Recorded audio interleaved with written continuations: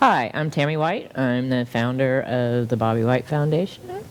I'm Bonnie Snyder, and welcome to Hope in the Light of Suicide. Welcome. It's been a busy week. It's Actually, a busy couple of weeks. We weren't able to tape last week because we had a big storm come through here. Luckily, the studio survived, but it was a little damp. to say the least. Yeah, and the funny thing about last week, I would have been remote, You were as well. Yeah. So I mean, I was prepped, remote. It was. I was in South Carolina last week when we were filming. I was like, hey, what are we going to do about filming? Are we not? I was like, we've been remote before. So I'm processing. Okay, so I've been remote from Kansas. I've been remote from Texas. So I was, going to be remote from South Carolina. And I mean, it was a really nice week. Greg and I went and spent the week with his parents, which was really nice because we got there on Sunday and we did Thanksgiving dinner Sunday night.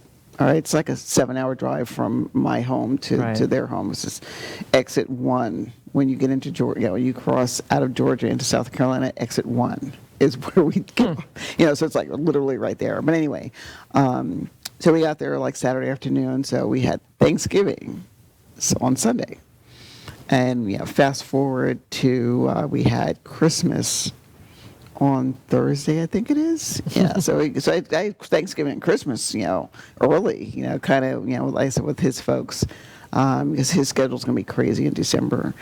But anyway, I was looking forward to being, all prepped to be remote. And like Greg's dad, he looks at me and goes, and what time is your meeting? And I was, as I told him, I was like, it's 11. So I'm thinking, time difference. Yeah.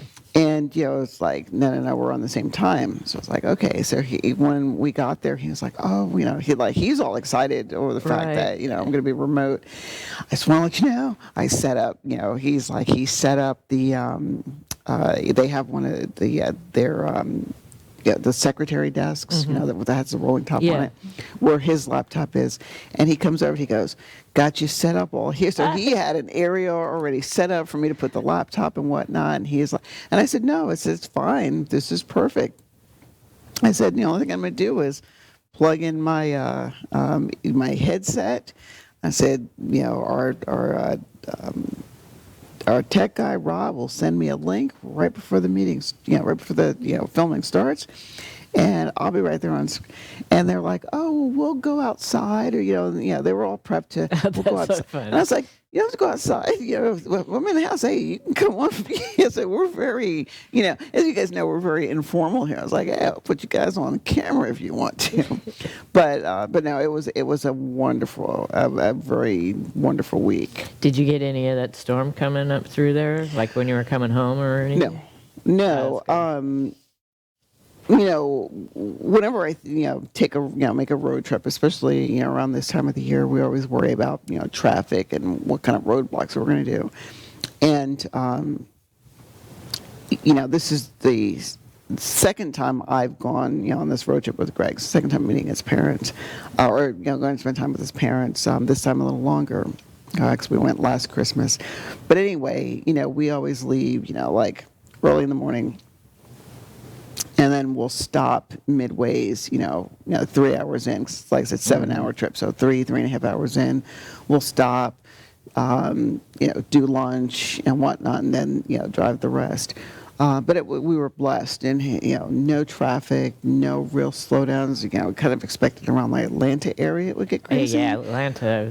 But no, and then the trip coming back, we did the same thing. Yeah, I think it's permissible. Have you heard of Buc-ee's? I have, but I don't really know.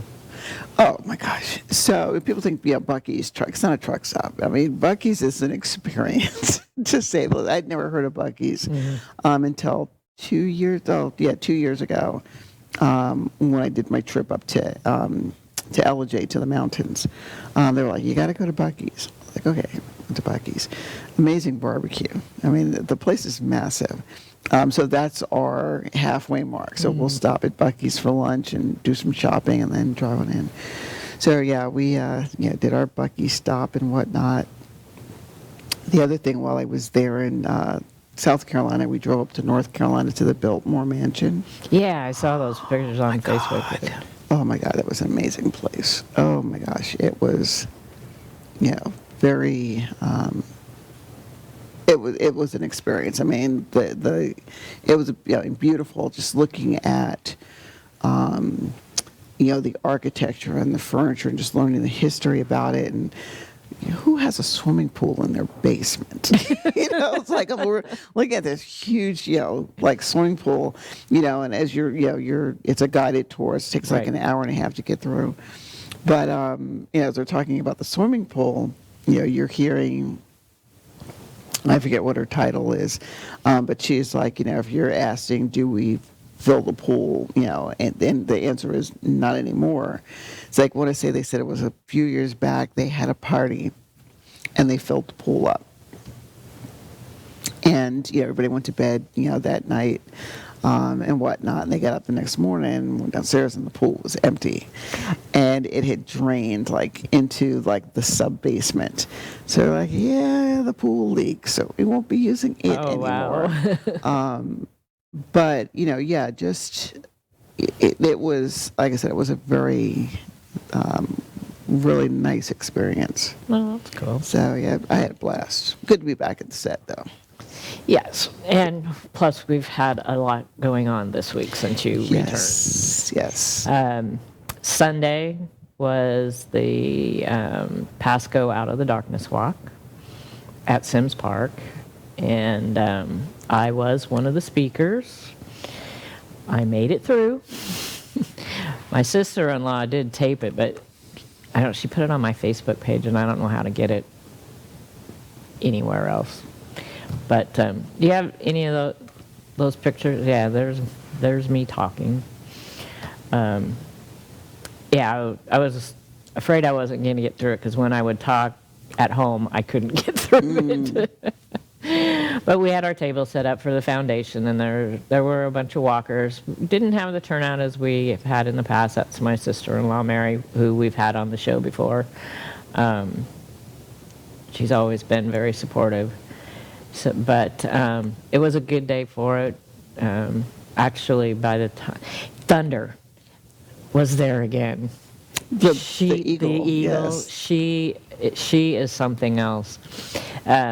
Thunder is blind in one eye, and that's why she's with this rescue, because being blind in one eye, it puts her equilibrium or whatever it is for birds off, so she can't land or fish because it's not right. But and they were set up right by our table this year, nice. so that was really cool.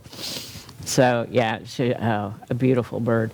And they had I didn't even get a picture of her. They had wasn't a hawk. They had another bird there. I can't remember, but it's a mix between. It's the same species, but two different birds. And she was really pretty too. And she was completely blind. But it was a good turnout. By the time we were packing up, ready to go around 10:30, it was starting getting breezy and cold and kind of yucky. But for the walk, everything was it was really nice down there. Yeah, I was disappointed that I missed, this one. So we got back, and it's just, I need to veg for the week. Oh, yeah. Well, and it was a short time period, because we used to do these where we would kind of spread it out till about noon. Well, the night before, they had a big concert in the park. I think it was honoring veterans.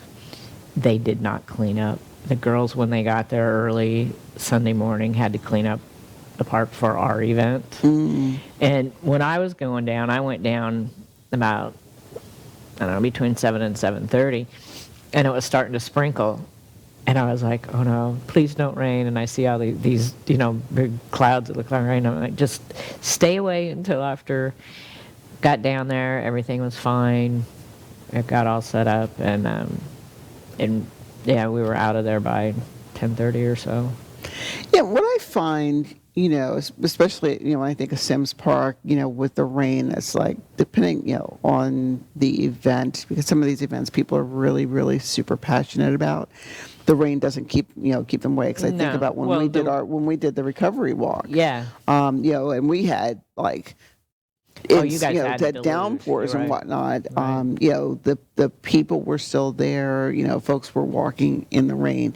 I think it was nice because it wasn't a cold rain. Right. But this would have been a cold rain. yeah, but yeah, no, I like I said, Sims Park, sunshine or rain, It's nice, I don't know what you yeah. say, it's Sims Park. Yeah, and they did the Dove release again this year too, and the music was really good. There was a guy on playing saxophone or something, and a DJ. They did really, really good. So it was a really good event. We finally got it in. Of course, it was delayed from October 1st to what was Sunday 13th, I think. But that's in December 3rd is the Tampa Bay Out of the Darkness Walk. I have information of that at home in my office, and I forgot to write it down. But I'll get that information out there for everybody if anybody else in the Tampa Bay area wants to participate in that. So we've already had St. Pete, and we've had Pasco, and next is Tampa. Bay Area, yeah. That was good. And then, let's see, Thursday was a big day. It was number one, Bobby's birthday. And I went to In on the Golf. It's where we used to go there for my birthday and our anniversary. And he would have been, how old would he be? 68. Can't believe it's 6 birthdays. But I went ahead and went and had fish and chips. That's what we like to get there. And I ordered a Budweiser for him and my usual drink that I have when we would go. And the gal that I know I think she was a member of WPBA for a while.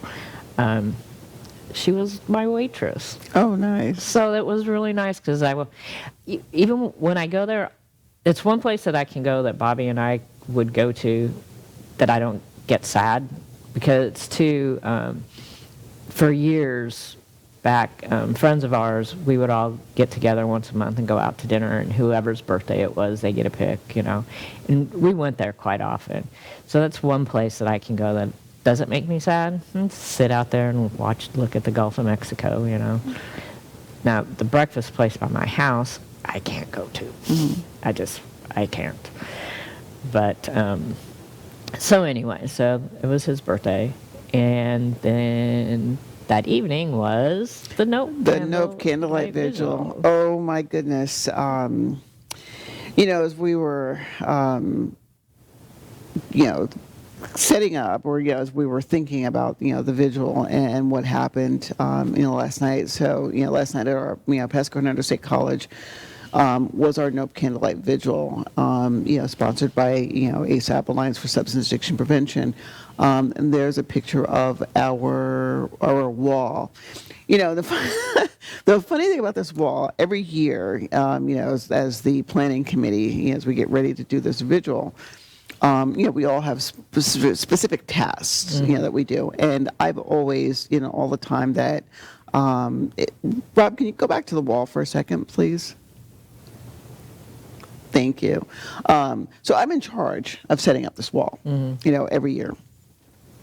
And the funny thing about this is, we've had this wall is probably 11 years old. And so, there's a couple of pieces on it that we end up duct taping together. And so it's a bit of comedy as we're putting the wall up.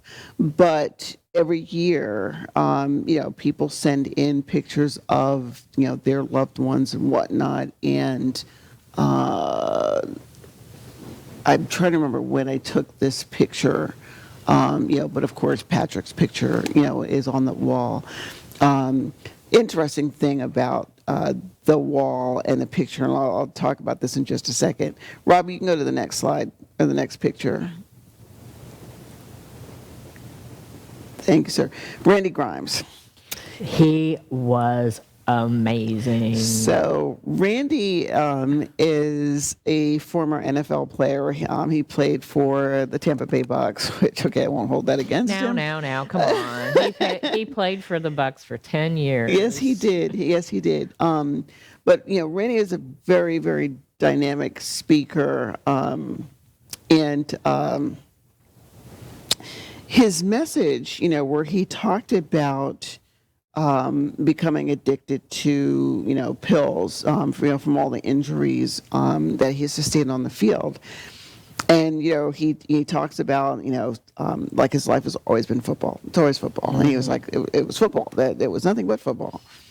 And, being drafted to the Bucks, and he, talked about, walking into the locker room, and his locker was right next to, one of his idols. And, then he I love the way he lays out the story of, his progression from, being this football player to not being a football player anymore. Mm-hmm. And, he talks about how, how easy it was to get, pills, any kind of pain medication. And he was like, I'm on the field, I'm hurting. I'm getting beat up. And they call it, this is the battlefield, the NFL, and how he's able to function by taking handfuls of pills all the time.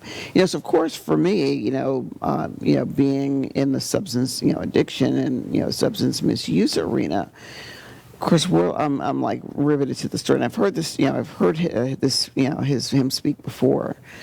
And, but anyway, then to, after I want to say his 10th season, he talks about how he's in the locker room, and he was like, it's not like now where, it's a 12-month, job that you're doing. And, back when he played, you played for the season. When the season was over, you went home for, whatever until the next season started.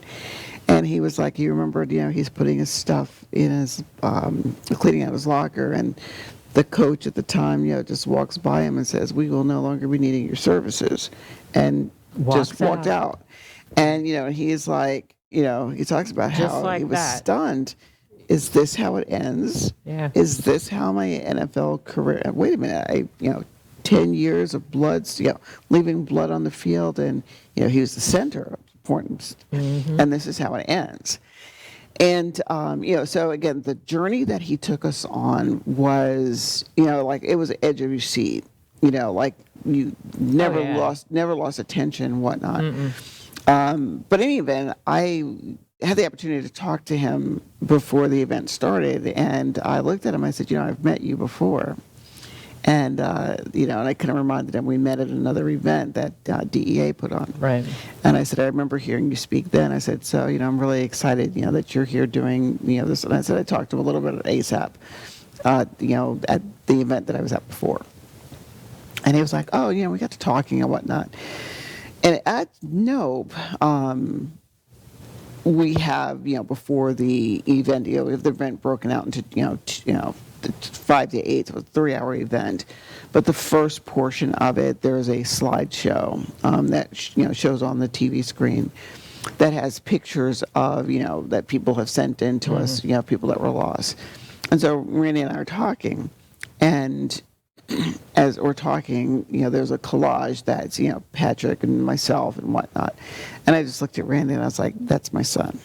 I said, that's my kid. I said, that's my son. And he looked and he was like, oh, there's my baby, and he's like, oh, I'm sorry. And I was like, yeah, it kind of is what I said, it's got personal. And, we started talking a little bit, and I mentioned Aiden. And I was like, yeah, 6 months prior to that, I lost Aiden, and now this. And, here I was in the company, having a conversation with this NFL great, And he looked at me, and I just remember, everything to remember about last night. He looked at me, he goes, I just got to ask, how did you get through it? And it was like, resilience. So it's resilience, you soldier through. So anyway, the night went on, and of course, as we're walking around outside, one thing we did differently this year with the vendor tables outside, and so of course, who did I run into? We have that picture, Rob, the vendor table. Yeah, he showed it once. There we are. So that's Tammy and I at the foundation table. There at the event. It's a little chilly. It was, but what I found, it was colder in the auditorium than it was outside. Oh, really? Yes, I felt it was colder in the auditorium than it was not outside. me. I thought it was colder outside. But the event was what I liked after Randy's speech. Is he did open it up for a Q&A, and some of the questions that came out of the Q&A were, fascinating. He was like, they don't have to be, they can be football related. And of course, in my head, I'm sitting back, and a part of me was like, I so wanted to raise my hand and say, so, all the teams that you played against, which team did you like battling the most? Which was your favorite team to beat up on? I didn't get a chance to ask that question. But then, of course, after the event, we all, everybody goes outside and, we do the candles and whatnot. So it was, I'm going to use this term, explosive event, because it was just that good. But why I say explosive is prior to when we were getting ready to set up, one of my team members and I were in the office. And, we had we're going to get to the college at like 3, 3-ish to get everything, set up and ready to go by 5. And she's like, when are you leaving? And I was like, about 10 minutes. So, we get up, and I packed up my laptop and, stuff that I needed. I'm walking out of the office, and I was like, she says, hey, I'm going to stop and grab a coffee. All right, cool. So I want to say we ended up getting to the college about a minute apart from each other. And she looks at me and she goes, were you in the car chase, or did you use the car chase? I was like, car chase. And I was like, no. So we're outside, and I luckily had pulled into the college right before the rest of the car chase came by. I guess apparently what happened last night was there was a crash on Ridge Road. And the person at the crash fled the scene. And I'm getting this from the news report. And so there's this high-speed chase down Ridge Road past the college. Oh, no. So much so that my team member ended up getting run off the road. And so she's like, of course, she's visibly shaken and whatnot. Yeah. So we're standing in the parking lot. Next thing you know, we're seeing all of this, sheriff's cars, sirens blasting and whatnot. And next thing you know, we see this big plume of black smoke, and we're like, there's smoke, like what's going on here? The next thing you know, you hear this big boom. So it's like black smoke, truck blew up, the person who was driving the truck jumped out. Next thing you know, we see helicopters circling. So for I want to say 15-minute time frame, the campus was on a mini it was getting ready to go to a lockdown. But it's like the elementary school in that area, was on a partial lockdown for a bit. There's a daycare. It was on partial lockdown. The campus was the suspect fled. But it said, they apprehended him later. But I'm sitting here like, right before the Candlelight Vigil, we're watching this high-speed chase, and we hear this, my coworker gets run off the road. I didn't see anything when I came in around 5. Oh, yeah, by 5 it was probably clear. Yeah. I'll share the... I saw some pictures with the smoke on your face. On my page, yeah, that was the truck that blew up. I was like, I wonder what that's about. It was from there. But, going back to our wall... ABC News was there as well, and they were walking around doing a feature on the vigil and whatnot. And that same coworker that I told her, I said, car maneuvers, your next calling. She laughed at this, but anyway, ABC News was there and covered the event, and she sends me this text message, turn on ABC News now. So I'm like, okay. And, I'm looking and they're talking about the vigil and whatnot. And, they're doing many interviews with people to include an interview with Randy. Well, at one point they do a shot of the wall. And the shot of the wall that they did very prominently was Patrick's picture. Oh, and I'm like, so I had a couple of friends this morning, private, text, somebody text message, private message. yeah. We saw Patrick's picture on the news. And, of course I'm, semi tearing Right. up. And I was like, yeah, no, I saw it. It was, like I said, it was an amazing event. So we took our, wall down. I took it back to the office. My supervisor looks at me and she goes, if somebody, now she's only talking to me at this time. Right. If somebody wants to research a new wall, just let me know. Look it up and let me know. And I said, given the fact that every year that we've had this vigil, and I said, I want to say this is probably my ninth. Ninth or 10th. I'm trying to figure out how long have I been with the team. I think I've been on the team for 8 years. So this is my, going into my 9th year. So this is my 9th event, 8, 9. I don't know. But I was like, and I tapped the box and I said, every year, setting up the wall has always been my job. Yeah, I'm going to get right on that. And I was like, yeah, just strategically, where do we put the, but I mean, this wall is 10 years old and, so we've gotten our worth out of it and it's still, it still works. But yeah, that was our vigil. Yeah, it really was a great event, and you're right. Randy Grimes' story is amazing, and I'm going to have a link on both the Facebook page and our website to his book that is available through Amazon. You got to hear his story. It's amazing. It's hard. I mean, some of what he went through, but he came out on the other side, and he's doing good things. He's doing awesome things. Yeah, his organization is, what is it? Former pro athletes in recovery, or yeah. But it's a support kind of network for pro athletes who have gone through struggles with addiction and whatnot. Because one thing that he did say, and I mean, it of course is another one of those things that resonates, with me, because of the profession. But it does highlight how difficult it is for individuals to get into care for, addiction and, mental health issues and whatnot. Because one of the things Randy talked about was, people's copay. So you get somebody, who's got, $1,000 copay or a $2,000 copay, and they're trying to go into, a treatment center. Who has that? Mm-hmm. And then you said, especially, he goes, as an athlete, here I am as a pro athlete. Once the career is over, I don't have access to the team doctors. I don't have access to, I'm on my own with my own private insurance and, if you have insurance. If you have it, right. That was the other thing, too. If you have insurance.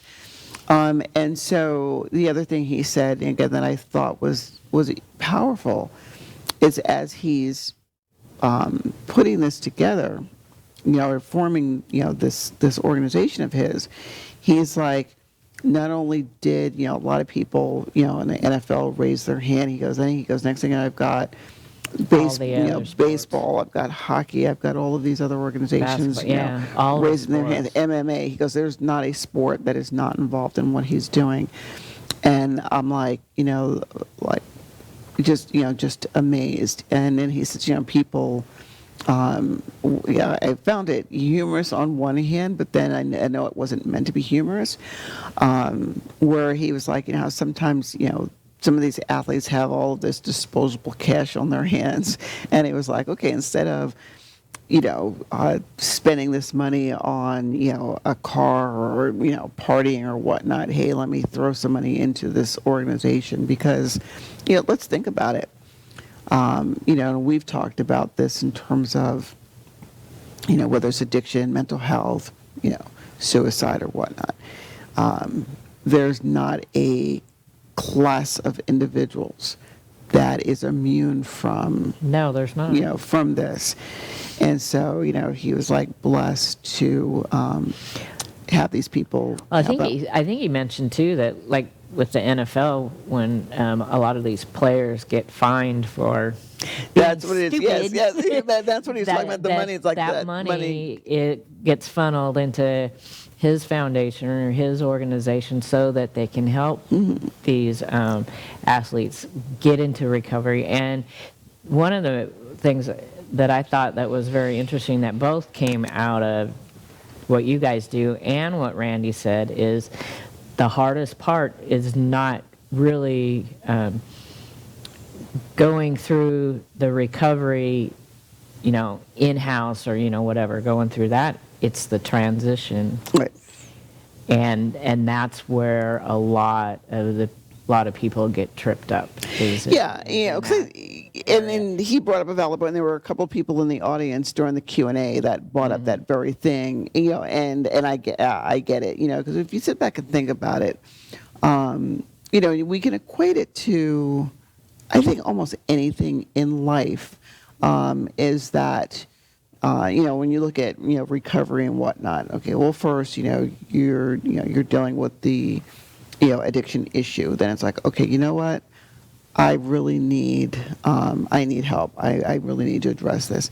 And again, listening to his story about him falling out of a car and crawling 40 feet from where he fell out of this car into the doors of this facility. He was like, nobody helped me. He goes, but it's a good thing no one did, because that was the beginning of his recovery journey. But it is when you think about it, when you're when you're in an inpatient facility, everything is like very structured. When you're going to eat, what you're going to eat. It's not like, I think I want a turkey sandwich for dinner. No, you're going to eat what's on the menu. What groups you have to go to, how many meetings you have to go through, your individual therapy and all this other stuff. And I'm not ashamed to admit, when I was military, when I was active duty, military, I ended up in an inpatient facility, for alcohol. But, I sit back and I think about, wow, what I went through. But, there was that whole, everything was structured. Right. But then when you finish that, you get out and you're in that beginning transition, kind of thing where, again, some things were structured. I do a couple of groups in transitional living houses, and 2, 3. Well, I'm thinking of 2 in particular, and these, transitional, and these, individuals live in these houses for anywhere from 4 to 6 months, and while you're there, it is. All right, so now you're out of treatment. You're still early in recovery. We're going to teach you, retrain you for, this new life that you're in that does not include the substances, whatever, your drug of choice was. And, with this transitional living housing, there are rules, there are expectations, there's, you have a curfew, you're expected to do A, B, C, D, and E. But then what happens is once you graduate from transitional living, it's like poof out. Yeah, no, I'm not gonna say it's not a poof out you go, but that's what it seems but like. It's okay. You know what? Right. You've gone through treatment, you've gone through transition. Now you're on your own. And what I get a lot with some of the people that I work with, is they're like, I'm graduating in 2 weeks, 3 weeks. I graduate this week. And it is not uncommon for me to hear, I'm afraid, I'm nervous, I'm not sure, what's out there. And like what Randy said, when he was finished, how the facility that he was at allowed him to come back and pick up cigarette butts. And, clean up, in the military we call it police call. You have to come back and do police call. And, how this is how he stayed, connected. He also talked about how when he got out, he was here in Florida. His wife was still in Texas, and he said it was, I think was it 7 months? Oh, we didn't say 7 years, but I mean it was a significant period of time between when he got transitioned back to life on his own. Yeah, he said it was because she had left, and it was 7 years from when he got sober till they got back together. Till he moved back, he came back, and he was like, well, But they didn't. He didn't go back to Texas. No, he was here. Yeah, Right. That's what I said. He was here in Florida. Well, and that's one thing that he said too, and this is what happens when people get out of the transitional housing and graduate. Going back to where you were before, there's majority of the time that's where all the triggers are. That's where you're gonna end up falling. And so he stayed here, and then she eventually. Yeah, because he talked about how living here in Florida, playing for the Bucks, he has this house, because he says like when he lost the house, lost the money, and everything like that. He goes, how did he say it? We did a short sale. If I remember the story right, we did a short sale, but the new owners was not going to take possession for 90 days. So his wife and his children went back to Texas, where he's from. I remember he talked about little old country boy from Tyler, Texas. People was like, so wife and kids go back to Texas, and he was like, 90 days he slept on the floor of this house with nothing but a blanket. No utility, like no electricity, no utilities, just him and this house and a blanket on the floor. And he was like, that was, basically his, I gotta do something. It's like, I've lost everything, my fame, my money, my house, cars, jobs, friends and whatnot. Yeah. His story is amazing. So be sure to check it out when we get the links up for the book. Absolutely. For his book. So we got this busy week, and now we go into another kind of busy week, but holiday week coming up next week. And tomorrow, actually, when this airs tomorrow, is Suicide Loss Survivors Day. Yeah. So, I haven't decided how I'm going to do that day. How about you? I think for me, it's tomorrow's Friday. No, tomorrow's Saturday. Today's Friday. I'm thinking, Saturday's. I think for me, for Suicide Loss Survivors Day, made me think of our Friday morning meeting. As we were talking today, we always do the introductions and what are you thankful for? And, I talked about being thankful for resilience. No matter what has been thrown, at me personally, having that ability to just get up, all right, I'm a soldier through this. Things might suck for a while, but you know what? The suckiness only lasts for a period of time. Or let me rephrase that. The deep, I feel it deep in my soul, suckiness only lasts for a little bit. Yeah, things still suck, in terms of loss and whatnot. However, as people say, the legacy of the people that we left behind is what we have that soldiers through. I mean, you with the foundation, me with my work, and us with this platform. But one of the things I'm doing in the morning, I'm going to go hang out with our stand youth for a while. Doing a they have a car wash. With the car washes tomorrow. By the time this airs, the car wash will be over. But with the car wash in the morning. And, I'm going to go, help out with that because, I'm looking at having the ability to be able to do something that's going to give back to people who don't, aren't as fortunate. And then, depending upon what time I leave the car wash, I'm either going to end up at Homosassa Springs Walk around Homosassa Park for a while. My favorite tour guide is is doing a tour. He's doing a tour there tomorrow, so I'm like, maybe I'll see you at Homosassa. If not, Saturday evening, driving over to Kissimmee and just,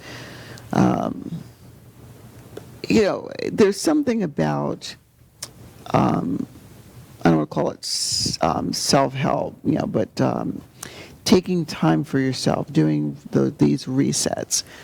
And so, whether it was, being on vacation, going and enjoying, an event or an activity, and whether it's, Disney Springs, an amusement park, one of the amazing parks, that we have here, in our county. I think that's what I'm going to be doing. Well, that sounds good. Yeah, I haven't decided. I know that they're having, AFSP is having something for Lost Survivors Day in St. Pete somewhere. That's the only one that's going on, but I've been considering, I've got so much to do around my place, especially after this storm. But my little neighbor, I shouldn't call her that. Well, she is little. She is shorter than me. But she started a candle making business, and she's going to be doing her first craft show down in St. Pete tomorrow.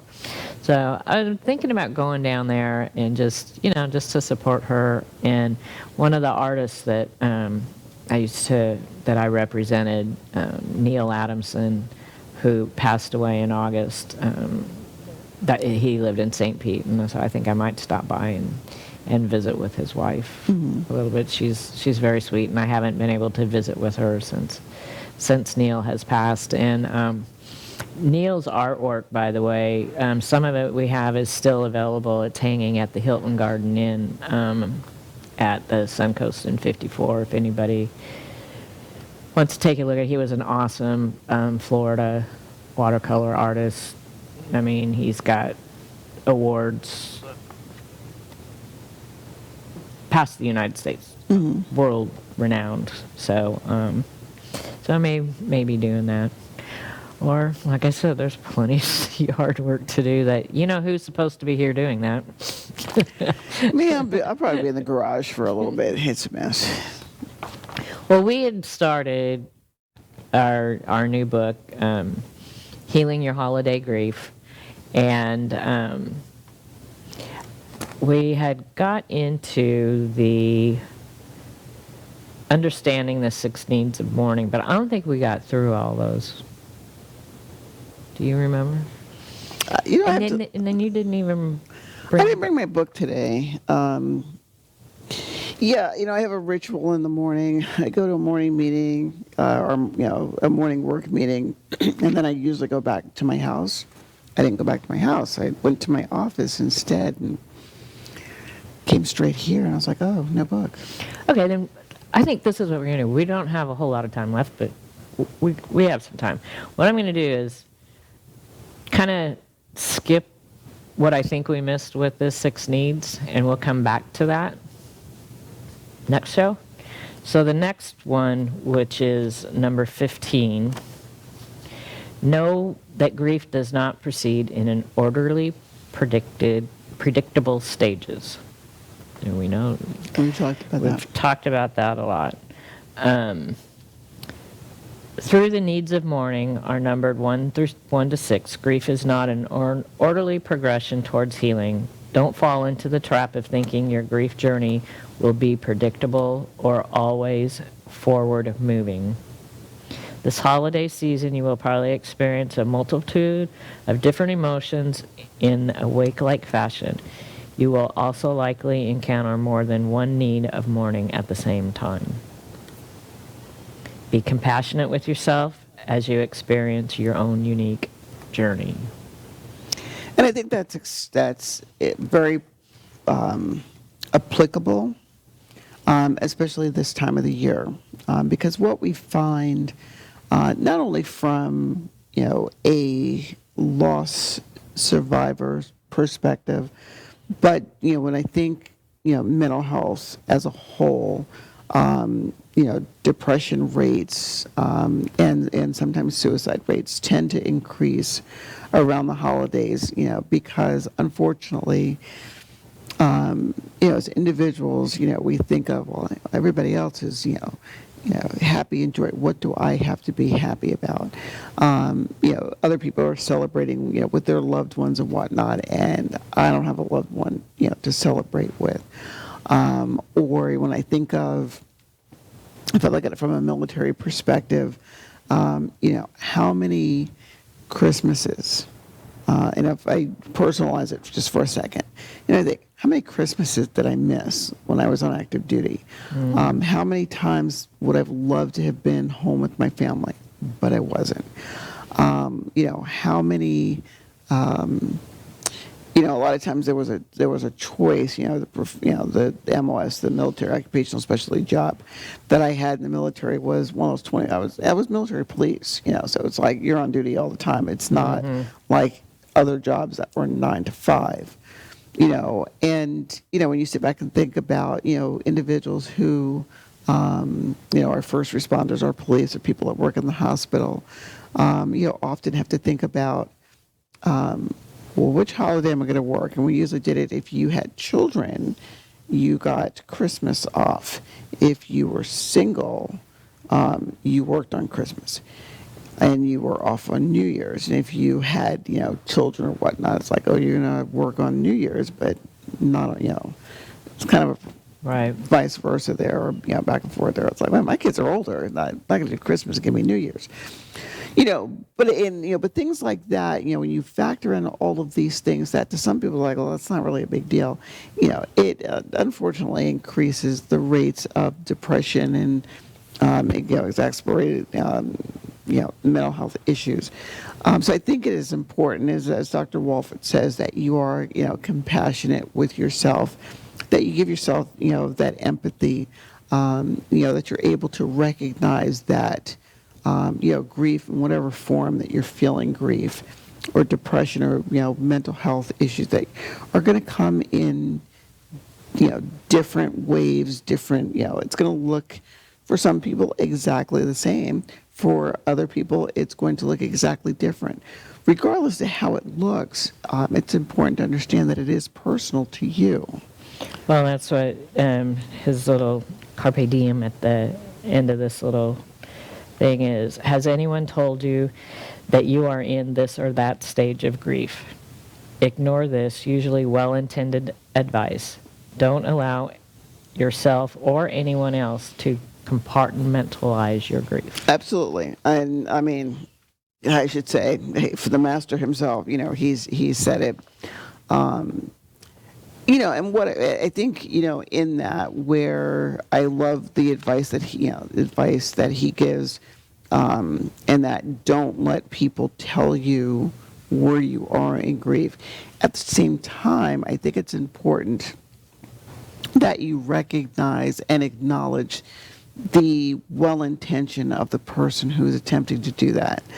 I think all too often, sometimes people are quick to, don't tell me how to feel. This is not working. Right. Instead of, thank you for your love and support, and just, for me personally, I don't, I've given up needing to debate with people where I am in terms of grief. I've also, and I was talking to somebody, actually when I was talking to Randy Grimes yesterday, I had said, when Kira and I did that switch, and I said, everything that I said to her in February, I apologized for in August. It's like, that was the dumbest stuff to come out of my mouth.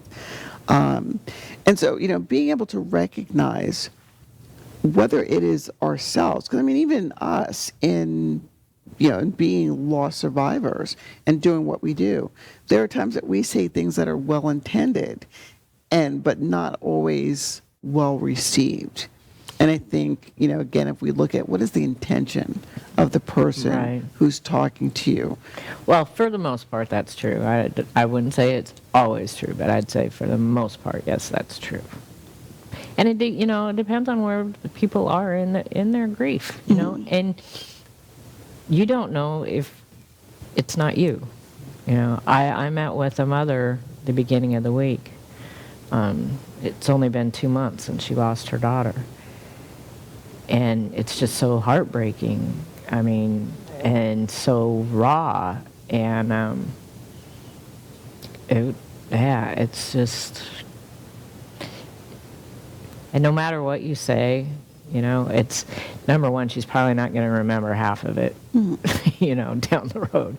But she eventually wants to get involved with the foundation. But, she's got 2 grandbabies now to help take care of. And it's super raw emotion right now. Super raw. But and I think it's important, when we encounter people who have experienced loss, is to provide them with as much support as we can.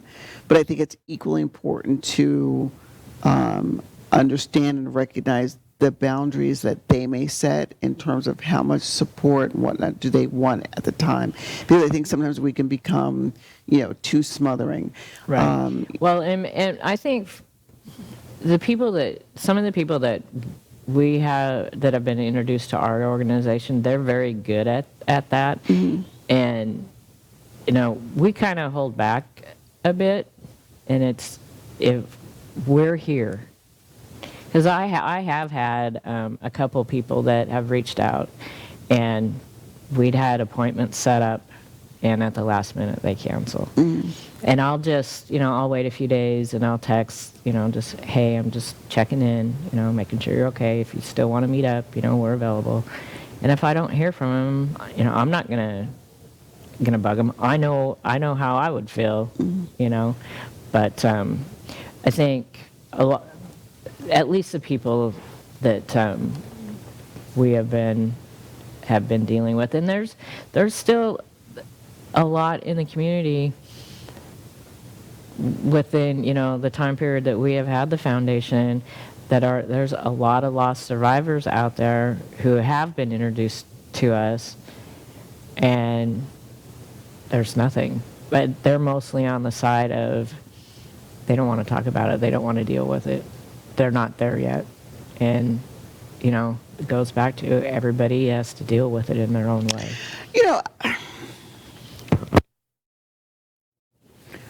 I don't necessarily look at it as they're not there yet. Well, they are where they are at, their stage of the journey. Yeah, no, I agree. But there's going to be people that don't want to talk. There's, I met I met this this gal. She was kind of introduced to us for Art for Hope, and she wanted to come out to Art for Hope, but the weather that night was like really crappy, and she didn't want to drive. But she lost her husband 13 years ago to suicide. She's pretty much alone. And she has never to this day told any of her family or friends how her husband passed away. 13 years. So,